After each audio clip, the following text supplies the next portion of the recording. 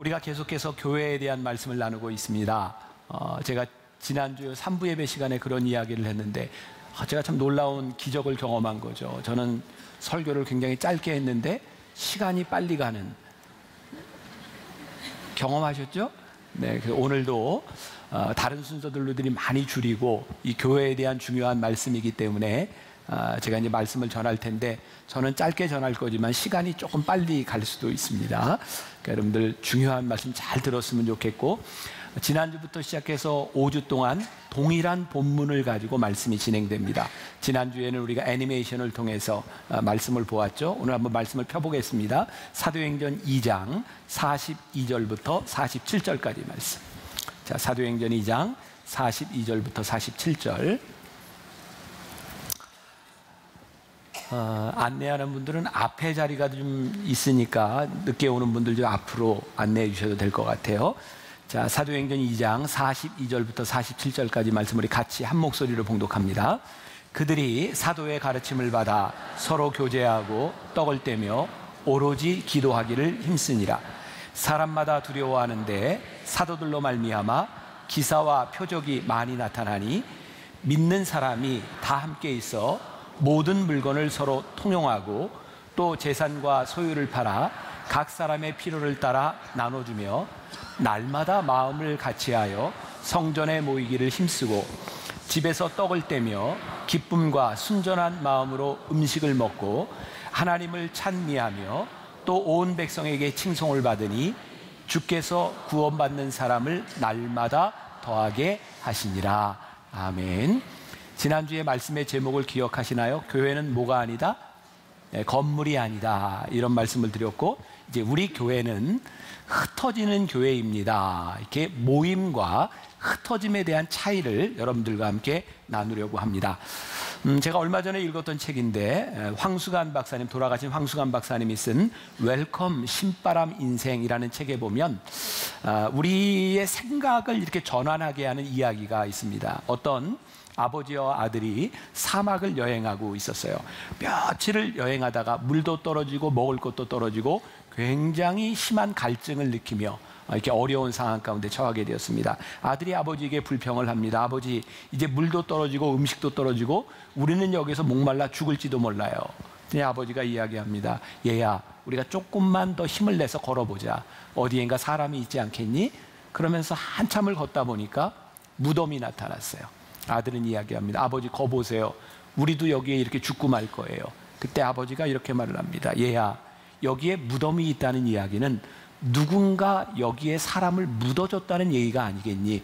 인가가 가까이 있을 거야. 걱정하지 마라. 이렇게 말을 합니다. 똑같은 일을 바라보며 다른 생각을 할 수 있는 거죠. 지금 한국 교회를 바라보며, 우리 교회를 바라보며 사람들은 그런 이야기를 합니다. 교회가 참 힘들어졌습니다. 근데 2000년 교회 역사를 통해 보면 교회가 힘들지 않았던 때가 없는 것 같아요. 우리의 마음을 참 힘들게 하는 것 중에 하나는 교회가 너무 어두운 거죠. 타락했다는 이야기를 듣고 교회 안에 하나님의 말씀이 살아있지 못하는 이야기들.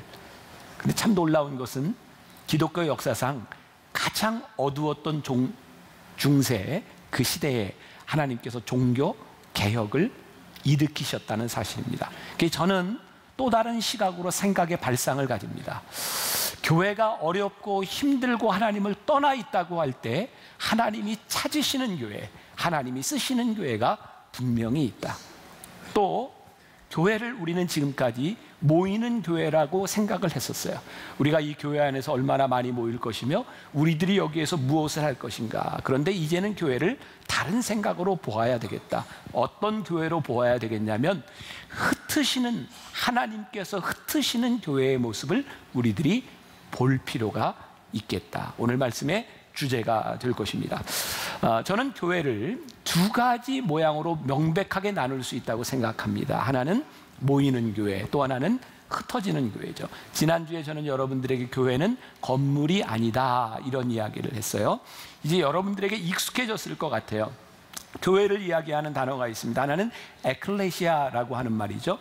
회중이라는 말입니다. 그러니까 교회는 건물이 교회가 아니라 주로 고백하는 사람들의 모임의 공동체가 교회다. 그것이 에클레시아라는 거예요. 그런데 중세 시대부터 교회를 독일어로 얘기하면 키르케라고 하는 말인데 church, 건물적인 교회로 보았던 거죠. 그래서 건물적인 교회에서는 건물을 다스리는 사람이 힘을 갖는다. 그래서 교회의 타락은 사람이 건물의 주인이 되고 교회의 주인이 되면서 교회가 타락합니다. 그런데 에클레시아, 하나님을 믿는 사람들의 공동체 안에서는 주인이 누구냐면 예수 그리스도가 되는 거죠. 그래서 지난주의 말씀과 연결해 보면 예수 그리스도의 다스림을 받는 교회, 그것이 우리가 추구하는 교회의 모습이다, 이런 말씀을 나누었습니다. 그래서 이 흩어지는 교회에서는요, 우리가 흔히 이야기하는 성공을 꿈꾸지 않습니다. 흩어지는 교회에서는 이 교회를 향한 하나님의 뜻이 무엇인가를 묻기 시작합니다. 그동안 우리는 성공을 추구하는 교회에서, 성공을 가르치는 교회에서 흔히 이야기하는 고지론이라는 것을 생각하고 있었던 것 같아요. 야, 우리가 저기까지 올라가면 돼, 교회의 성공은 이 정도까지 되면 돼 라고 하는 눈에 보이는 성공을 향해 달려갔던 거죠. 그런데 이 교회의 모습을 보니 이 교회의 모습 가운데, 우리들이 꿈꾸던 성공 가운데 하나님의 뜻이 보이지 않게 된 거예요. 그래서 우리는 중요한 물음을 던지는 거예요. 우리가 모여서 우리가 꿈꾸던 교회의 모습이 아니라 우리를 여기에 모으신 하나님의 뜻이 무엇인지를, 이 교회를 세우신 이유가 무엇인지를 우리들이 알아야 되겠다. 먼저 정답을 이야기한다면 마태복음 16장 16절부터 18절까지에 있는 베드로의 고백과 예수님의 대화죠. 한번 같이 보겠습니다. 같이 있습니다. 시몬 베드로가 대답하여 이르되 주는 그리스도시요 살아계신 하나님의 아들이시니이다. 예수께서 대답하여 이르시되 바요나 시몬아, 내가 복이 있도다. 이를 내게 알게 하니는 혈육이 아니요 하늘에 계신 내 아버지시니라. 또 내가 내게 이르노니 너는 베드로라. 내가 이 반석 위에 내 교회를 세우리니 음부의 권세가 이기지 못하리라. 베드로가 예수님을 주로 고백하는 그 고백 위에서 예수님이 교회를 세우셨다. 그러니까 교회의 주인이 누구냐면 주님인 거예요. 예수님께서 교회의 주인이실 때 중요한 현상이 하나 있는데, 음부의 권세가 너희들을 이기지 못하리라. 예수 그리스도를 주로 고백하는 이 교회 가운데는 하나님의 뜻이 이루어지고 어둠의 권세가 물러가야 되는데, 이 교회 안에 어둠의 권세가 있고 하나님의 뜻이 이루어지지 않는다면 우리는 명백하게 주를 고백하는 공동체 위에 서 있지 않다. 이것을 증명하는 일이 아닐까. 지난 여름에 우리 교회에서 이열치열 부흥회 때 말씀을 전한 엄기영 목사님이 저에게 이런 책을 한 권 주셨어요. 내가 선 곳 거룩한 땅. 이 책에 저는 아주 중요한 통찰이라고 생각하는데, 우리가 잘 알고 있는 구약의 신앙인 가운데 요셉에 대한 이야기가 나옵니다. 자, 요셉하면 여러분들 머릿속에 탁 떠오르는 게 한 단어가 있을 텐데, 요셉은 어떤 사람이었죠? 꿈꾸는 사람이었잖아요. 이런 표정 짓지 마세요. 아시는 거죠? 네, 알면 안다. 자, 요셉은 꿈꾸는 사람이었어요. 근데 이 내가 선 거 거룩한 땅이라는 책에 보니까요, 어떤 이야기를 하고 있냐면, 요셉은 꿈꾸는 사람이었는데 어떤 꿈을 꿨어요? 그가 어느 날 꿈을 꾸는데 그의 형제들을 이렇게 비유하는 볕단들이 와서 자기에게 절하는 거예요. 해와 달과 별들이 그에게 절하는 거예요. 그래서 그것 때문에 요셉은 형들에게 미움을 받고 팔려갑니다. 요셉은 꿈꾸는 사람이었는데 하나님은 요셉이 꾸었던 꿈대로 이루신 분이 아니라, 하나님은 그 요셉과 함께 동행하시면서 하나님의 뜻을 이루신 분이라는 거예요. 사실 요셉은 그가 꾼 꿈 때문에 어려움을 당합니다. 근데 요셉이 어려움을 당할 때마다 성경에는 요셉에게 따라다니는 수식어가 하나 있었어요. 그게 뭐냐면 하나님이 그와 함께 하시니. 우리가 요셉을 바라보면 그를 우리는 형통한 사람이라고 이야기를 하는데, 그가 꿈을 꾸고 그가 계획을 세웠던 것을 이루었기 때문에 형통한 사람이 아니라, 그가 살아가는 인생 가운데 하나님이 동행하심으로 그의 삶이 형통했다고 말씀하고 있어요. 자, 이 책에 아주 재미있는 이야기더라고요. 요셉이, 여러분들께 궁금증을 가지시는지 모르겠지만, 그 당시 바로 왕의 꿈을 해석하여 준 것 때문에 모세가 총리가 됩니다. 어떻게 그런 일이 일어나? 아니, 꿈 해석해 줬다고 어떻게 이스라엘 사람이 애굽이라고 하는 큰 나라의 총리가 될 수 있겠습니까? 당시 이제 애굽의 왕을 우리가 바로라고 부르는 거죠. 그런데 역사가들의 이야기에 의하면 요셉이 꿈을 해석해 줬던 그 왕은 순수 애굽 혈통을 가진 사람이 아니라 이방의 혈통을 가진 사람이었다는 거예요. 그래서 그 사람은 애굽 나라의 다른 족속들을 정치적인 지도자로 세우는 일에 대하여 별로 거부감이 없었다는 거예요. 요셉이요, 총리가 되는데 별로 거부감이 없었다는 거예요. 430년이 지나고 그 땅에 요셉을 모르는 왕이 들어서죠. 또 다른 바로가 들어선 겁니다. 그때 누가 태어났냐면 모세가 태어났죠. 여러분 아시는 이야기죠? 모세가 태어날 당시에 모든 이스라엘에 태어난 남자아이들은 다 죽이라 그랬어요. 그때 모세를 살리기 위해서 갈대 상자에 넣어가지고 나일강에 띄어보내는데 그때 목욕을 하고 있던 바로의 공주가 그것을 보고 모세를 건져다가 키웁니다. 무슨 말이냐면 모세는 이제 왕자가 되었다는 거예요. 게다가 그 당시에 모세가 가지고 있었던 위치는 아들이 없었던 이 왕에게 왕이 될 수 있는 지위에 있었어요. 근데 이해할 수 없는 일이 벌어진 거죠. 모세가 싸움을 하고 있었던 애굽 사람 하나를 죽입니다. 그 당시에 바로 그 애굽이라고 하는 나라의 그 왕정 국가에서 그 힘 있는 왕, 그 왕자가 사람을 하나 죽인 것 때문에 목숨의 위협을 받고 도망을 간다. 이게 여러분들 이해가 되십니까? 아니 50명, 100명을 죽었어도 그거 그렇게 문제되지 않을 것이 왕정 국가입니다. 그런데 모세는 한 사람을 죽이고 도망갑니다. 왜냐하면 그 당시에 바로 왕은 순수 혈통을 가진 애굽 사람이었고 이방 사람이 왕이 되는 것, 그것이 눈에 가시처럼 보였기 때문에 그것을 빌미로 모세는 도망자가 됩니다. 여러분 참 놀랍지 않아요? 하나님께서 요셉을 쓰실 때 이미 하나님의 손이, 하나님의 계획이 그 나라 안에 있었어요. 요셉은 하나님의 뜻에 쓰임받고 있었어요. 모세가 지도자가 될 때 하나님은 모세를 향한, 이스라엘 백성을 향한 하나님의 계획을 가지고 하나님은 하나님의 뜻을 이루어가고 계셨다는 사실이에요. 놀라운 일은 우리가 꾸는 꿈, 우리가 생각하는 꿈을 가지십시오, 비전을 가지십시오라고 하는 우리의 생각과 우리의 꿈이 아니라 하나님의 역사 가운데, 하나님의 계획 가운데, 하나님의 다스림 가운데 우리가 쓰임받는 교회가 된다는 것이 우리들에게 훨씬 더 중요한 일입니다. 놀라운 사실은요, 요셉이 그가 총리의 자리에서 모든 어려움을 견디고 그를 팔았던 그의 형제들을 만나게 되었을 때입니다. 창세기 50장 20절에 요셉은 이렇게 고백합니다. 당신들은 나를 죽이려고 나를 해하려 하였으나 하나님은 이 모든 것을 선으로 바꾸셨습니다. 하나님의 인도하심과 하나님의 계획 가운데 있는 것을 깨달았던 그 요셉에게 있어서 그가 살아왔던 고생, 고난, 미움이 사라지는 거죠. 왜? 하나님이 나를 쓰신다는 거예요. 만나 교회라고 하는 이 건물적인 교회가 아니라 여기에 하나님을 믿는 공동체, 교회로 우리를 부르시고 여러분들 한 사람 한 사람이 모두가 하나님의 교회라고 하는 것을 고백할 때에 여러분들이 지금 살아가고 있는 날들과 살아갈 날들에 대하여 하나님의 계획이 보이기 시작할 때 우리는 놀라운 고백을 하게 되어 있는 거죠. 모세가 가나안 땅에 들어가기 전에 요단강을 앞에 놓고 느보산에서 죽습니다. 이거 우리 참 받아들이기 힘들지 않아요? 40년을 광야에서 고생하며 이스라엘 백성들을 인도해낸 모세가 가나안 땅을 앞에 놓고 죽는 겁니다. 실패인가요? 근데 모세는 실패자로 죽지 않습니다.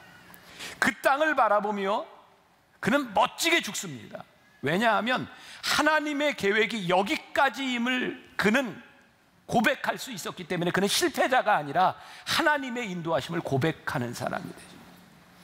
여러분, 우리가 하나님의 계획 가운데 우리들이 부르심 가운데 있다고 하는 것은 정말 놀라운 고백인데요, 하나님의 인도하심 가운데 우리의 뜻이 아니라 하나님의 뜻이 이루어짐을 볼 수 있는 거죠. 안타까운 일은요, 교회들이, 우리 교회를 포함해서 많은 꿈을 꾸면서 하나님과 멀어질 수도 있구나라는 두려움이에요. 사도행전 3장에 보면 마가의 다락방에서 성령을 체험한 제자들이 처음 교회를 만들죠. 그들은 건물을 만든 게 아니라 교회를 이루었습니다. 그리고 베드로와 요한이 성전 미문 앞을 지나가다가 안진뱅이를 보게 됩니다. 그리고 유명한 이야기를 하죠. 구걸하는 안진뱅이에게 나에게 은과 금은 없으나 내게 있는 것으로 내게 주노니 나사렛 예수의 이름으로 일어나 걸으라.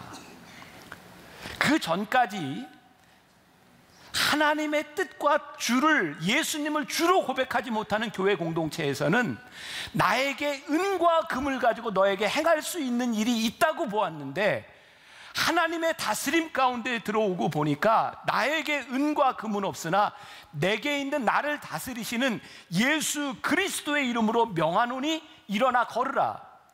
돈과 자원에 대한 문제, 힘에 대한 문제가 아니라 하나님이 우리를 어떻게 쓰시는가, 하나님의 주권하에서 우리들의 교회를 보아야 된다는 거예요.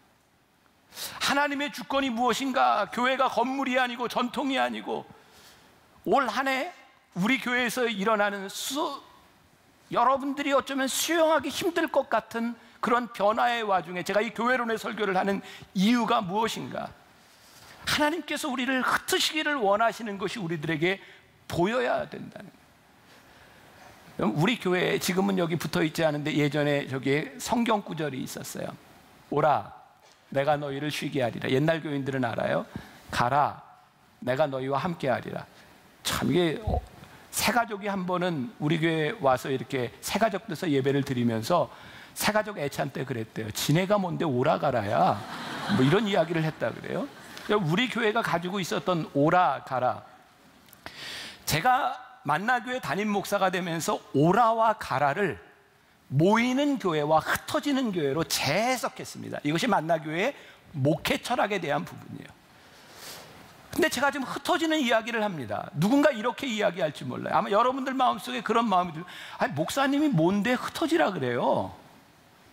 오라 내가 너희와 함께 하리라. 내가 하나님 앞에 와서 내가 이 정도면 평안하고 내가 이만큼 누리고 하나님 앞에 내가 이렇게 기쁘게 살아가는데 왜 가라는 거예요? 어쩌면 그것은 우리들에게 고통스러운 일이 될 수 있어요. 힘든 일이 될 수 있어요. 당신이 뭔데 우리로 하여금 흩어지라고 하는 겁니까? 제가 이 부분에 대해서 고민을 한 거예요. 오늘 여기에 예배 드리고 있는 여러분들 가운데 제가 오라 그래서 온 사람 없습니다. 여러분들이 선택하고 온 겁니다. 여러분들이 선택해서 이 자리에서 예배를 드리는 겁니다. 여러분들의 자의에 의해서 여기 앉아있는 사람이에요. 그런데 목사님이 뭔데 우리의 뜻이 아닌 내 생각이 아닌 목사님의 마음대로 가라는 겁니까? 저에게 이런 생각이 들었어요.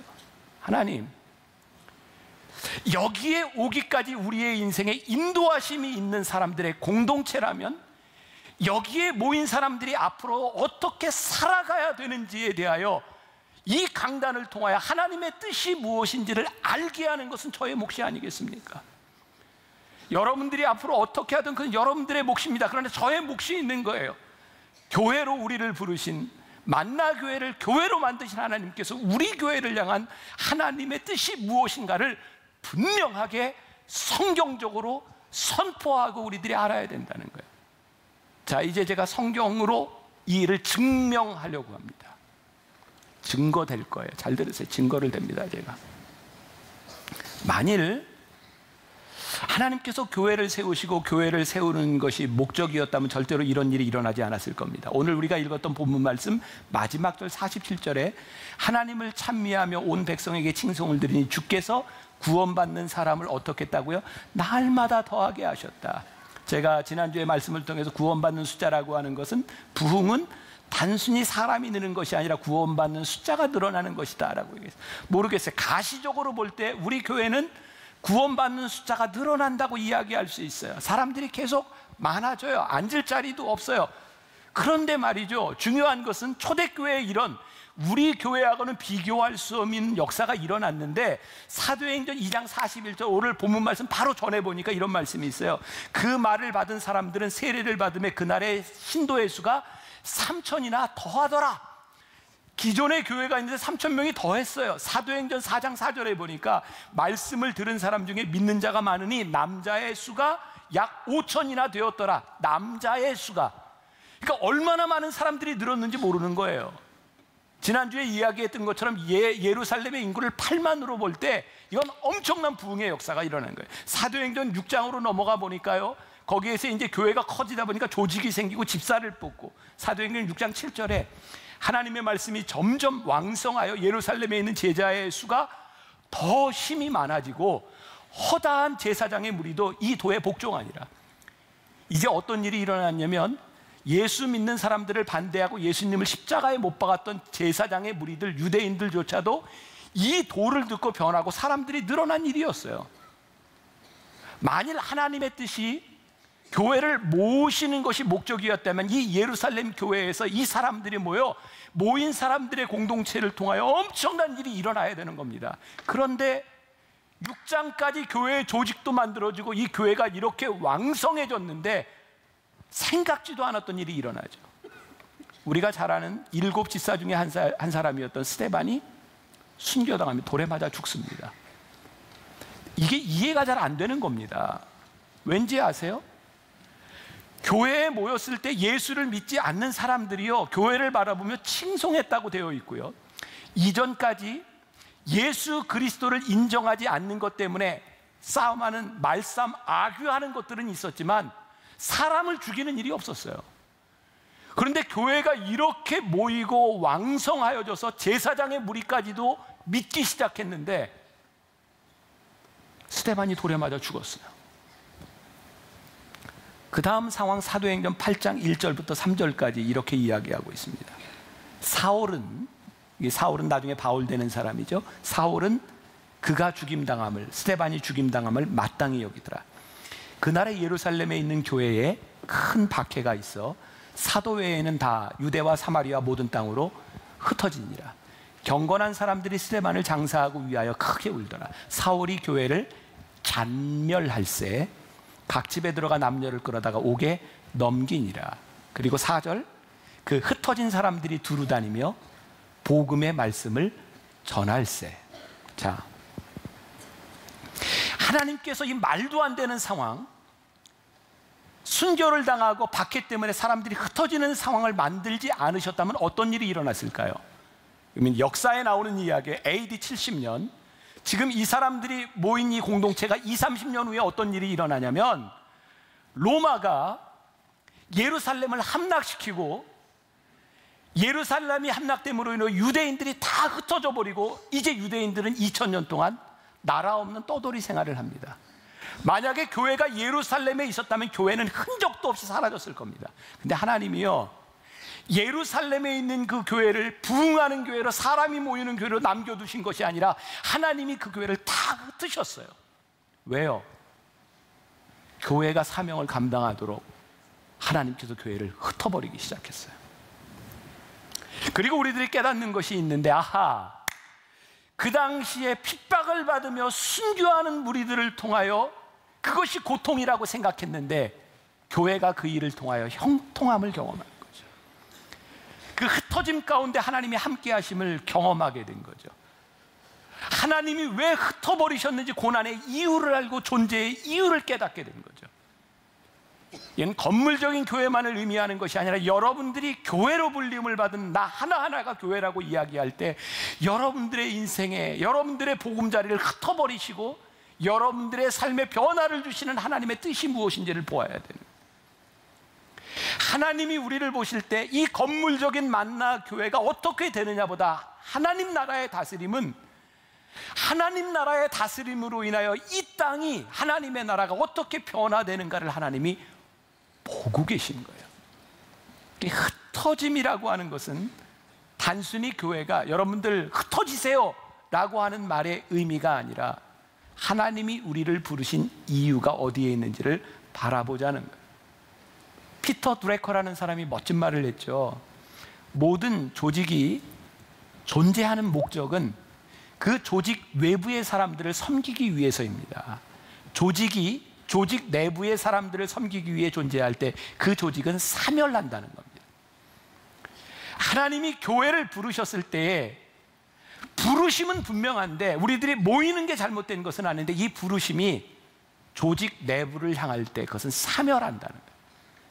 하나님이 우리를 부르신 그 이유에 대해서 우리들이 답해야 되는 거죠. 그 답이 무엇인가? 오늘 44절, 44절, 45절 말씀해 보니까 믿는 사람이 다 함께 있어 모든 물건을 서로 통용하고 또 재산과 소유를 팔아 각 사람의 필요를 따라 나눠주며 놀라운 일들이 일어나기 시작한 거예요. 나의 것을 가지고 내가 마음대로 한 것이 아니라 하나님이 필요로 하는 것에, 그 사람이 필요로 하는 것에 내가 나누어 주기 시작한 거예요. 우리가 흔히 착각하는 것이 있습니다. 하나님의 일을 합니다. 근데 내가 하고 싶은 일을 하는 거예요. 마태복음 6장 33절에 너희는 먼저 그의 나라와 그의 의를 구하라. 그리하면 내가 이 모든 것을 너희에게 더하시리라고 말씀하셨는데, 우리는 나에게 더하실 일을 꿈꾸며 이 일을 통해서 하나님의 나라가 이루어지기를, 그래서 내 사업이 성공되면 내가 하나님 앞에 쓰임받을 수 있기를, 내가 높은 포지션에 올라가면 하나님이 나를 사용할 수 있으시기를 반대로 생각해요. 하나님은 끊임없이 우리들 가운데서 하나님의 뜻이 이루어지기를 원하시며, 오늘 본문 말씀 가운데 정말 놀라운 일은 그들이 행하던 일을 어떻게 했는가? 순전함과 기쁨으로 그들이 그 일을 행했다라고 되어 있어요. 제가 결론적으로 중요한 그 의식의 전환에 대한, 이것이 여러분들의 결론이 되었으면 좋겠어요. 저는 이전에 교회를 생각할 때 이런 구도로 생각을 했어요. 아마 많은 사람들이 이런 생각을 할 겁니다. 하나님이 교회를 세우시고 교회를 통하여 이 세상 가운데서 일하신다. 그래서 교회는요, 늘 이 세상 한가운데서 거룩함을 지키는 존재, 하나님이 우리를 통하여 일하신다고 하는, 어떻게 보면 세상에 대한 우월의식을 가지고 있었던 것 같아요. 그래서 교회는 이 우월의식을 지키기 위해서 우리들이 지켜야 되는 룰을 많이 만들었어요. 교회는 이런 거야. 그런데 제가 깨닫게 된 게 있어요. 선교학을 공부하면서 하나님은 하나님의 일을 위해서 교회를 세우신 것은 분명하지만, 하나님은 교회를 위해서 교회를 세우신 것이 아니라 하나님이 세상을 위하여 교회를 세우셨다는 거예요. 그리고 깨닫게 된 것이 하나님이 교회에서 일하시는 것이 아니라 하나님이 세상 가운데 일하신다는 거였어요. 하나님이 세상을 이처럼 사랑하사 하나님이 사랑하시는 세상을 향한 하나님의 마음이 보이기 시작할 때, 이제 교회는 하나님이 나를 통하여 일하셔가 아니라 하나님이 일하시는 세상 가운데 우리들이 뛰어들어가요. 이건 놀라운 생각의 패러다임의 전환이에요. 아, 하나님이 일하시는 세상 가운데서 우리는 겸손하게 무엇을 할 수 있는가? 이때 교회는 세상 속에서 일하는 거예요. 세속적이 되는 것이 아니라 세상 속에서 일하는 교회가 되는 거예요. 여러분, 이건 우리들의 삶의 지경을 놀랍게 변화시키는 일이고, 앞으로 우리가 부활절을 기점으로 해서 우리가 토요 예배를 드리려고 하는 이유가 뭔지 아세요? 아무리 흩어져라 뭐해라 해도 안 듣잖아요, 여러분들이. 그래서 제가 강제로 만드는 거예요. 우리가 토요일 날 예배 드리고 세상으로 들어가자는 거예요. 그게 어려운 교회이기도 하고 우리들이 섬겨야 될 곳이기도 하고. 제가 지금 요즘 그런 얘기 참 많이 듣습니다. 목사님, 그거 안 돼요. 사람들 요즘 말 안 듣습니다. 근데 제 말은 안 들어도 괜찮아요. 근데 하나님 말씀은 이제 들으세요. 하나님의 뜻이 무엇인지를 우리들이 보아야 되고, 저는 근본적으로 담임 목사인 저의 욕심을 먼저 내려놓으면 저 가능하다고 생각하거든요. 왜? 제가 담임 목사로 있는 이 교회의 자원과 이 교회에 모이는 사람들이 여기에 함께 모여 큰 무리를 이루며 기뻐하는 것이 아니라, 이 무리들이 흩어져서 그들의 자원과 그들의 삶을 하나님의 뜻에 사용할 수 있는 것을 바라보시는 하나님의 기쁨이 우리 가운데 들어올 때 참 힘들고 어렵기는 하지만 순전함과 기쁨으로 우리가 이 일을 할 수 있는 거죠. 저는 기대가 있습니다. 사람들이 뭐라고 이야기해도 하나님은 하나님의 뜻을 이루시는 분임을 알기 때문에. 미국 LA에 유명한 교회가 있어요. 모자이크 처치라고. 그 교회는 특별하게, 흔히 좀 어려운 말로 이머징 처치라고 얘기하는데, 새로운 교회 모델로 시작돼서 젊은이들이 많이 모이는 교회입니다. 근데 어느 날 그 교회가 교회 건물을 팔고요, LA 헐리우드 근처로 이사를 갑니다. 그리고 나이트 클럽을 구입해서 거기서 예배를 드리기 시작했어요. 어떤 기자가 이렇게 물었습니다. 목사님, 교회를 팔았다면서요? 목사님이 이렇게 대답합니다. 아니요, 우리는 건물을 팔았습니다. 우리가 교회입니다. 그리고 지금 LA 헐리우드 근처에서 얼마 전에 본 영상에 의하면 한 달에 2번씩 그 젊은이들을 세례를 주는 일들이 일어나는데 헐리우드 블러버드 그 밖에서 젊은이를 세례를 줍니다. 수십 명, 수백 명의 사람들이 거기에서 세례를 받습니다. 나이트클럽에서 예배를 드리면서. 왜? 젊은이들이 거기에 찾아오게 될 때 나이트클럽이 교회가 된 거예요. 우리는 착각하는 것이 있습니다. 건물을 교회라고 생각하죠. 중요한 것은 그 건물 안에서 무슨 일이 일어나고 있는가, 거기에서 하나님의 뜻이 이루어지고 있는가. 여러분 두렵지 않습니까? 우리가 교회로 모였는데 모여진 우리의 공동체가 교회가 아니다라고 하나님이 말씀하시면 우리 두려운 거 아니에요? 제가 읽었던 책 가운데 이 모자이크 얘기에만 있는 게 아니라 어떤 교회, 작은 교회의 이름이 뭐냐면 교회 이름이 오떡이요 교회입니다. 오떡이요 교회. 이건 작은 교회인데 아이들에게 복음을 전하기 위해서 전도사님인지 목사님인지 젊은 분이 매일 떡볶이를 해가지고 가는 거예요. 애들한테 복음 전하기 위해서. 새빨간 고추장에 묻은 그 떡볶이를 그 목사님은 시뻘건 복음이라고 이야기를 하며 아이들에게 떡볶이를 나눠요. 오떡이요 교회예요. 오떡이요. 그게 교회인 거예요. 우리가 어떻게 이 세상 가운데 세속적인 교회가 되는 것이 아니라 이 세상 가운데 교회가 되어 우리들이 흩어질 수 있을지.